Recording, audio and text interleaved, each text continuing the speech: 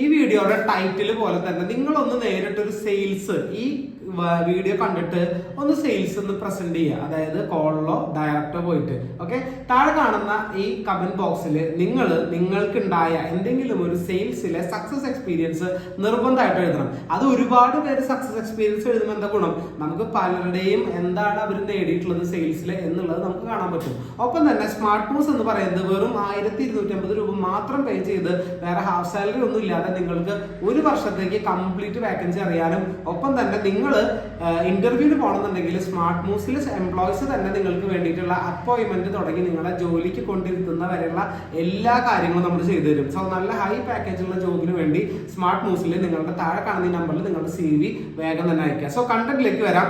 Sales എന്നാണ് നമ്മുടെ topic. ഈ സെയിൽസ് ഞാൻ ഈ പറഞ്ഞ പോലെ ഇത് ഫുൾ കണ്ടിന്യൂഷൻ നിങ്ങൾ പ്രസന്റേഷൻ ചെയ്തതിനു ശേഷം എന്താവും നോക്കുക. 3 ഘട്ടമായിട്ട് നമുക്ക് സെയിൽസ് പ്രസന്റേഷൻ തിരിക്കാം. ഫസ്റ്റ് ഭാഗം എന്ന് പറയുന്നത് ഇൻട്രൊഡക്ഷൻ, രണ്ടാമത്തെ ഭാഗം എന്ന് പറയുന്നത് പ്രസന്റേഷൻ, മൂന്നാമത്തെ ഭാഗം എന്ന് പറയുന്നത് ക്ലോസിംഗ്. വളരെ ഈസി ആയിട്ട് നമുക്ക് സെയിൽസ് പഠിക്കാം. കാരണം ചില കാര്യങ്ങൾ നമ്മൾ പറയില്ലേ, നമുക്കത് അറിയുന്നത് വരേക്കും ആ കാര്യം ബുദ്ധിമുട്ടാണ്. അപ്പൊ ഒരു യൂട്യൂബ് ചാനൽ നമ്മൾ തുടങ്ങണം, ഒരു വീഡിയോ എടുക്കണം. പലർക്കുള്ള പ്രശ്നമാണ് വീഡിയോ എടുക്കുക, ക്യാമറയുടെ മുമ്പിൽ ഫേസ് ചെയ്യുക. എനിക്കും പണ്ടുണ്ടായിരുന്ന ഒരു പ്രശ്നമായിരുന്നു. പക്ഷെ അത് പഠിച്ചതിന് ശേഷം അതൊരു വിഷയമില്ലാണ്ടായി. പഠിക്കുന്നവരേക്കും ആൾക്കാർ അത് ചെയ്യാൻ കാണുമ്പോൾ എന്തോ വലിയ ബുദ്ധിമുട്ടുള്ള ഒരു കാര്യമായിട്ട് ഫീൽ ചെയ്ത് തരുന്ന കാര്യമായിരുന്നത്. ഇതേപോലെ തന്നെ പല കാര്യങ്ങളും. ഒപ്പം തന്നെ ഈ സെയിൽസ് എന്ന് പറയുന്നത് പലരും നമ്മളൊരു ജോലി അന്വേഷിക്കുന്ന ആൾക്കാർ സെയിൽസ് എന്ന് കേട്ട് കഴിഞ്ഞാൽ ഭയങ്കര ഒരു ഇതുപോലെ. കാരണം എന്താണെങ്കിൽ അതിനെക്കുറിച്ച് പഠിക്കാനും തയ്യാറില്ല, അതിന് ട്രൈ ചെയ്യാനും തയ്യാറില്ല. ഒരു വട്ടം നമ്മൾ ആ സെയിൽസിന്റെ ബാക്ക്ഗ്രൗണ്ട് അല്ലെങ്കിൽ സെയിൽസ് എന്താണെന്ന് പഠിച്ചു കഴിഞ്ഞാൽ പിന്നെ അതായിരിക്കും നമ്മൾ ഏറ്റവും കൂടുതൽ ചെയ്യാൻ ഇൻട്രസ്റ്റ് ചെയ്യുന്ന ഒരു കാര്യം എന്ന് പറയുന്നത്. സോ ഫസ്റ്റത്തെ ഭാഗം ഞാൻ പറഞ്ഞു ഇൻട്രൊഡക്ഷൻ, രണ്ടാമത്തെ ഭാഗം പ്രസന്റേഷൻ, മൂന്നാമത്തെ ഭാഗം ക്ലോസിംഗ്. അതിൽ ഇൻട്രൊഡക്ഷനിൽ നമ്മൾ ശ്രദ്ധിക്കേണ്ട ചെറിയ കാര്യങ്ങൾ എന്ന് പറയുന്നത് നമുക്ക് പ്രോസ്പെക്ട് ചെയ്യാൻ പറ്റണം. പ്രോസ്പെക്ടിംഗ് എന്ന് പറഞ്ഞു കഴിഞ്ഞാൽ നിങ്ങൾക്കറിയാം, അതായത് നമ്മുടെ ഈ പ്രോഡക്റ്റ്, അതായത് ഇപ്പൊ എന്റെ കയ്യിലുള്ള ഒരു മൊബൈലാണ്, ആൻഡ്രോയിഡ് മൊബൈൽ ആണെങ്കിൽ ആൻഡ്രോയിഡ് മൊബൈൽ ഓൾറെഡി നല്ല പോലെ അച്ചീവ് ചെയ്ത് നിൽക്കുന്ന ഒരു വ്യക്തിയുടെ അടുത്ത് ഞാൻ ഈ പ്രോഡക്റ്റ് കൊണ്ടിട്ട് കാര്യമില്ല. ആൻഡ്രോയിഡ് ഫോൺ ഇതുവരെ ഉപയോഗിക്കാത്ത ആൾക്കാണ് എനിക്ക് ഇതിന്റെ ഗുണങ്ങൾ പറഞ്ഞിട്ട് അയാൾക്ക് വിൽക്കാൻ പറ്റുക. സോ അയാളാണ് എന്റെ പ്രോസ്പെക്ട്. എന്റെ പ്രൊഡക്റ്റ് വാങ്ങാൻ മാത്രം കാശും അത് റിക്വയർമെന്റ് ആയിട്ടുള്ള ജീവിത രീതിയും ഉള്ള വ്യക്തികളായിരിക്കും എന്റെ പ്രൊഡക്റ്റിന് ഇഷ്ടപ്പെടുക.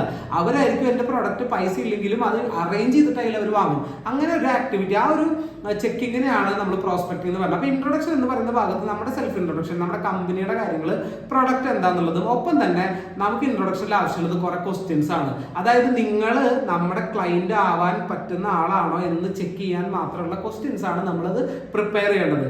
രണ്ടാമത്തെ ഭാഗം എന്ന് പറയുന്നത് പ്രസന്റേഷൻ. പ്രസന്റേഷനിൽ വരുന്നത് നമുക്ക് നമ്മുടെ കസ്റ്റമറുടെ അടുത്ത് നമ്മൾ പ്രോസ്പെക്ട് ചെയ്തതിന് ശേഷമാണ് പ്രസന്റേഷനിലേക്ക് പോകാൻ പാടുള്ളൂ. പ്രോസ്പെക്ട് ചെയ്യുന്ന സമയത്ത് നമ്മുടെ എല്ലാം തോന്നി, അതായത് ഈ ഒരു വ്യക്തിക്ക് നമ്മുടെ പ്രൊഡക്റ്റ് വാങ്ങാനുള്ള കപ്പാസിറ്റിയോ അല്ലെങ്കിൽ നമ്മുടെ പ്രൊഡക്റ്റ് ആവശ്യമോ ഇയാൾക്ക് ഇല്ല. അപ്പൊ ഇയാളെ സംബന്ധിച്ച് നമ്മൾ കസ്റ്റമർ അല്ലെങ്കിൽ കസ്റ്റമർ ആവാൻ ചാൻസ് ഉള്ള ആളല്ലെങ്കിൽ അയാളെ മാറ്റി നിർത്തുക, അവിടെ ആ കോൾ എൻഡ് ചെയ്യുക. അത് നമ്മൾ ഇത് തന്നെ കുറെ നേരം ചെയ്തു പോയി കഴിഞ്ഞ് കഴിഞ്ഞാൽ നമുക്ക് അതിൽ അച്ചീവ്മെന്റ് ഉണ്ടാവില്ല. നമുക്ക് പകരം ഈ സെയിൽസ് എന്ന് പറയുന്ന ജോലിയോട് ഒരു ദേഷ്യം പോലെ വരും. കാരണം ഒരുപാട് ചെയ്യുന്നൊന്നും ക്ലോസ് ആവുന്നില്ല. അപ്പൊ ശ്രദ്ധിക്കേണ്ടത് പ്രോസ്പെക്ടിങ് പാർട്ടില് നമുക്ക് പറ്റുന്ന ആളെല്ലാം തോന്നിക്കഴിഞ്ഞാൽ ഒട്ടനെ ആ കോള് കട്ട് ചെയ്ത് പിന്നെ അവർ കണ്ടിന്യൂ ചെയ്യരുത്. അങ്ങനെ ഓക്കെ ആയിട്ടുള്ള കസ്റ്റമർ എടുത്ത് നമുക്ക് പ്രസന്റേഷൻ എന്ന് പറഞ്ഞ ടോപ്പിക്കിലേക്ക് കിടക്കാം. ആ പ്രസന്റേഷൻ ചെയ്യുന്ന സമയത്ത് ആൾക്ക് ആവശ്യമുള്ള നമ്മുടെ കയ്യിലിരിക്കുന്ന പ്രൊഡക്റ്റ് അതുപോലെ അത് പ്രസന്റ് ചെയ്യുകയും ചെയ്യുക. ഒപ്പം തന്നെ ഇതിൽ ട്രാഫിക് ലൈറ്റ് എന്ന് പറയുന്ന ഒരു കാര്യം ഞാൻ തന്നെ സ്വന്തമായിട്ട് കണ്ടെത്തുന്നത് വേണമെങ്കിൽ പറയാം. കാരണം എന്താണെങ്കിൽ ഇത് ഞാൻ വേറെ എവിടെയും കേട്ടിട്ടില്ല ഇങ്ങനെ ഒരു കാര്യം. ട്രാഫിക് ലൈറ്റ് ഞാൻ അത് പറയണത് എന്താണെന്നുണ്ടെങ്കിൽ ഒരു കാരണവശാലും കസ്റ്റമർ നെഗറ്റീവ് ആയിട്ടുള്ള ഒരു ഒബ്ജെക്ഷൻ നമ്മുടെ അടുത്ത് പറയാൻ ഇടയാവരുത്. അതിനുവേണ്ടി നമ്മൾ എന്ത് ചെയ്യണം, നമ്മുടെ പ്രൊഡക്റ്റ് നോളജ് പക്കയായിട്ട് വെക്കണം. പ്രൊഡക്റ്റിനെ പറ്റിയിട്ടുള്ള എല്ലാ A to Z കാര്യങ്ങളും എല്ലാ പ്രൊഡക്റ്റിനും ഉണ്ടാവും പോസിറ്റീവ് സൈഡും നെഗറ്റീവ് സൈഡും. നെഗറ്റീവ് സൈഡ് ഇല്ലാത്തൊരു പ്രൊഡക്റ്റ് ഈ ഭൂമിയിൽ ഇന്ന് വരെ ഇറങ്ങിയിട്ടില്ല. ഏത് റോൾസ് റോയ്സിനും ഉണ്ട് അതിലൊരു നെഗറ്റീവ് ഭാഗം, ഏത് ഐഫോണിനും ഉണ്ട് അതിലൊരു നെഗറ്റീവ് ഭാഗം. അതേപോലെ തന്നെ നമ്മൾ ഉണ്ടാക്കി വെച്ച പ്രൊഡക്റ്റിനും നെഗറ്റീവ് പാർട്ട് ഉണ്ടാവും. അത് കസ്റ്റമർ പഠിക്കുന്നേക്കാളും ആദ്യം നമ്മൾ പഠിക്കണം ഇതിന്റെ നെഗറ്റീവ് സൈഡ് എന്താണെന്നുള്ളത്. അത് കസ്റ്റമർ നമ്മുടെ അടുത്ത് പറഞ്ഞേക്കാൻ മുന്നേ നമുക്ക് അങ്ങോട്ട് പറഞ്ഞു, സാറ് ഉദ്ദേശിച്ച പോലെ നമ്മുടെ കമ്പനിയുടെ പ്രൊഡക്റ്റിന് ഇത്ര കുറവുകളുണ്ട് എന്ന് പറയുമ്പോൾ ഈ കസ്റ്റമർ ഒരു ഗ്രീൻ ലൈറ്റുമായിട്ടാണ് നിങ്ങളുടെ മുമ്പിൽ ഇരിക്കുന്നത്. അതായത് എന്തും പർച്ചേസ് ചെയ്യാൻ തയ്യാറായത് എന്റെ ജീവിതത്തിലേക്ക് നിങ്ങൾ സെയിൽസ്മാൻ ഒരു സൊല്യൂഷൻ ആവും എന്നുള്ള മൈൻഡ് സെറ്റോട് കൂടിയിരിക്കുന്ന കസ്റ്റമർ ഒരു വട്ടം നെഗറ്റീവ് ആയിട്ട് എന്തെങ്കിലും നിങ്ങളുടെ അടുത്ത് പ്രസന്റ് ചെയ്തു, അതായത് നിങ്ങളുടെ കമ്പനിയെ ഇങ്ങനെ പ്രശ്നമില്ലേ, നിങ്ങളുടെ പ്രൊഡക്റ്റ് ഇങ്ങനെ കുറവില്ലേ എന്ന് നിങ്ങൾ പറയണത് കസ്റ്റമറുടെ സൈഡിൽ നിന്ന് കേട്ടാൽ ഉറപ്പായിട്ടും ആ കസ്റ്റമർ ആ ട്രാഫിക് ലൈറ്റിൽ ഗ്രീൻ എന്ന് പറയുന്നത് ഒറിജിനലാക്കി അത് തന്നെ ആവർത്തിക്കുന്ന കാണിക്കുന്ന രീതിയിൽ നിങ്ങൾക്ക് ഉരുണ്ട് കളിക്കുക. നിങ്ങൾ അതിന് കൃത്യമായിട്ടുള്ള മറുപടി കൊടുക്കാതിരുന്നാൽ ആ ഓറഞ്ച് ലൈറ്റ് നമ്മൾ ട്രാഫിക് ലൈറ്റിൽ കാണുന്ന പോലെ റെഡ് ആക്കി പിന്നെ ആ കസ്റ്റമറെ ക്ലോസ് ചെയ്യാന്ന് പറയുന്നത് എളുപ്പമുള്ള കാര്യമില്ല. തെറ്റ് വരുത്താതെ നോക്കണം ഓരോ പ്രസന്റേഷനിലും.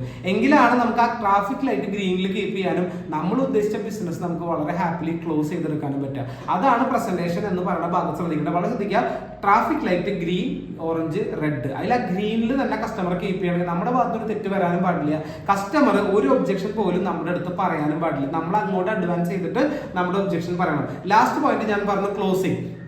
നമ്മളപ്പോൾ ഇൻട്രൊഡക്ഷൻ കഴിഞ്ഞു, പ്രോസ്പെക്ട് ചെയ്തു, കസ്റ്റമറുടെ അടുത്ത ട്രാഫിക് ലൈറ്റ് കറക്റ്റ് ചെയ്ത് കീപ്പ് ചെയ്ത് മുന്നോട്ട് പോകുന്നു. ലാസ്റ്റ് ഭാഗം വരുന്ന ക്ലോസിംഗ് ആണ്. ക്ലോസിംഗിന്റെ ഭാഗത്ത് എന്താ, നമുക്ക് കൃത്യമായിട്ട് ഒരു ഷാർപ്പ് ആംഗിൾ ക്ലോസിംഗ് എന്ന് പറഞ്ഞൊരു ടെക്നിക്ക് ഉണ്ട്. അത് ഞാൻ യൂട്യൂബിൽ പഠിച്ചിട്ടുള്ള ഒരു കാര്യമാണ്. ഷാർപ്പ് ആംഗിൾ ക്ലോസിംഗ് പറഞ്ഞാൽ കൃത്യമായിട്ട് കസ്റ്റമറെ എന്താ പറയാ ഭയങ്കര ഒരു പുഷ് ചെയ്ത് ക്ലോസ് ചെയ്യുക എന്ന് പറഞ്ഞൊരു കാര്യം. അപ്പൊ ഒരു 5 രീതിയിലൊക്കെ നമുക്ക് ഷാർപ്പ് ആംഗിൾ ക്ലോസിംഗ് ചെയ്യാൻ പറ്റും. അതായത് ആളുടെ ഈ പറഞ്ഞ പോലെ ഇമോഷനെ എഫക്ട് ചെയ്യുന്ന രീതിയിൽ ക്ലോസ് ചെയ്യാം. അതായത് നിങ്ങൾ ചെയ്തില്ലെങ്കിൽ മറ്റൊരാൾ ആ അവസരത്തിൽ നഷ്ടപ്പെടും, നിങ്ങൾ ചെയ്തില്ലെങ്കിൽ എന്ന് പറയുന്ന ചില കാര്യങ്ങൾ പറയുമ്പോൾ ഇതിൽ യെസ് ആവാം, മേ ബി നോ ആവാം. ഫൈനൽ ആ കസ്റ്റമർ നമ്മുടെ അടുത്ത് പറയാം. നോ ആണെങ്കിൽ നോ കളക്ട് ചെയ്യാൻ നമുക്ക് കഴിവുണ്ടാവണം, യെസ് ആണെങ്കിൽ യെസ് കളക്ട് ചെയ്യാൻ ആലോചിച്ചിട്ട് പറയാം, അല്ലെങ്കിൽ ഞാൻ നാളെ ചെയ്യാം എന്ന് പറയുന്ന ഉത്തരത്തിലേക്ക് മാക്സിമം കസ്റ്റമറെ കൊണ്ടുപോകാതിരിക്കും. ചിലപ്പോൾ ആ കസ്റ്റമറുടെ ഡിസിഷൻ മേക്കർ ആളുടെ ഭാര്യയോ ഭർത്താവോ അല്ലെങ്കിൽ അച്ഛനോ അമ്മയോ ഒക്കെ ആയിരിക്കും. അവരൊക്കെ നമുക്ക് ഇതിലേക്ക് കൊണ്ടുവരാൻ പറ്റണം. അവരെ വിളിച്ച് സ്പോട്ടിൽ നമുക്ക് അവരെ ക്ലോസിംഗ് നടത്താനായിട്ട് പറ്റണം. ആ ക്ലോസിംഗ് നടന്നാൽ ചിലപ്പോൾ വാക്കാലാവുള്ള അഡ്വാൻസ് നാളെ തരണം എങ്കിലും കുഴപ്പമില്ല. ആ ക്ലോസിംഗ് എന്ന് പറയുന്ന ഭാഗത്തിന് ശക്തമായിട്ട് ക്ലോസ് ചെയ്യാൻ പറ്റണം. ആള് വിട്ടുപോകണം. അയ്യോ ഇങ്ങനെയൊക്കെ കാര്യങ്ങൾ ഉണ്ടെങ്കിൽ എനിക്കത് വേണ്ട കേട്ടോ എന്ന് പറയുന്ന രീതിയിൽ പുള്ളിനെ ക്ലോസ് ചെയ്യണം. എന്നാലാണ് ആത്മാർത്ഥമായിട്ട് നമുക്ക് നാളെ ആ പൈസ കിട്ടുമെന്ന് പ്രതീക്ഷിക്കാൻ പറ്റില്ല. അല്ലെങ്കിൽ എന്താ, നാളെ അത് വരുമെന്ന് വിചാരിച്ച് നമ്മൾ ഇന്ന് അധ്വാനിക്കാതെ ആവും. നാളെ അത് വരലുണ്ടാവില്ല, ഇന്ന് അധ്വാനിക്കാത്തതുകൊണ്ട് നമുക്കൊന്നും കിട്ടലുണ്ടാവില്ല. ഇതാണ് ക്ലോസിംഗിന്റെ ഏരിയയിൽ നമ്മൾ ശ്രദ്ധിക്കേണ്ട കാര്യം. സോ ഇൻട്രൊഡക്ഷൻ ഞാൻ പറഞ്ഞ കാര്യങ്ങൾ പ്രോസ്പെക്ട് ചെയ്യുക, കറക്റ്റ് കസ്റ്റമർ ആണെങ്കിൽ പ്രസന്റേഷനിലേക്ക് പോവുക, ആളുടെ ഒബ്ജെക്ഷൻസ് ആൾ പറയുന്നത് നമ്മളായിട്ട് അങ്ങോട്ട് പറയാം. അങ്ങനെ ആൾ ട്രാഫിക് ലൈറ്റ് ഗ്രീനിൽ തന്നെ കീപ്പ് ചെയ്യുക. ലാസ്റ്റ് ക്ലോസ് ചെയ്യുമ്പോൾ ഷാർപ്പ് ആംഗിൾ ക്ലോസ് ചെയ്യുക. വ്യക്തത വേണം. കോളിന്റെ എൻഡിലായാലും ഒരു ഡയറക്റ്റ് പ്രസന്റേഷന്റെ എൻഡിലും കൃത്യമായിട്ടുള്ള വ്യക്തമായിട്ടുള്ള ക്ലോസിംഗ് നമുക്ക് ഉണ്ടാവുന്നതാണ്. സോ ഇതാണ് സെയിൽസ് എന്ന് പറയുന്ന ഭാഗം. സോ ഇത് കേട്ടതിന് ശേഷം നിങ്ങൾ നാളെ മുതൽ സെയിൽസ് പ്രസന്റേഷന്, ഏത് സെയിൽസ് ആയിക്കോട്ടെ, നിങ്ങൾ ഒരുപാട് ജീവിതത്തിൽ സെയിൽസ് ചെയ്യുന്ന ആൾക്കാരായിരിക്കും. ആ സെയിൽസ് പ്രസന്റേഷന് പോകുമ്പോൾ കൃത്യമായിട്ട് ഇത് വർക്ക് ആവുന്നുണ്ടോ എന്നുള്ളത് നോക്കിയിട്ട് നിങ്ങൾ ഒന്നുകൂടെ വന്ന് കമന്റ് ചെയ്യുകയാണെങ്കിൽ നമുക്ക് പുതിയ പുതിയ സെഷൻസ് ഇതിനെ പറ്റിയിട്ട് ചെയ്യാൻ പറ്റും. So once again smart moves എന്ന് പറയുന്നത് നല്ല വാക്കൻസികൾ നിങ്ങൾക്ക് അറിയാനും ചെറിയ രജിസ്ട്രേഷൻ ഫീസുമ്പോൾ നിങ്ങൾക്ക് പ്ലേസ്ഡ് ആവാനുള്ള നല്ലൊരു അവസരമായിരിക്കും. So thank you for watching. കൂടുതൽ ഇതുപോലെയുള്ള യൂട്യൂബ് വീഡിയോസിന് വേണ്ടി ചാനൽ നിർബന്ധമായിട്ട് സബ്സ്ക്രൈബ് ചെയ്യുക, ലൈക്ക് ചെയ്യുക. Okay, thank you for watching.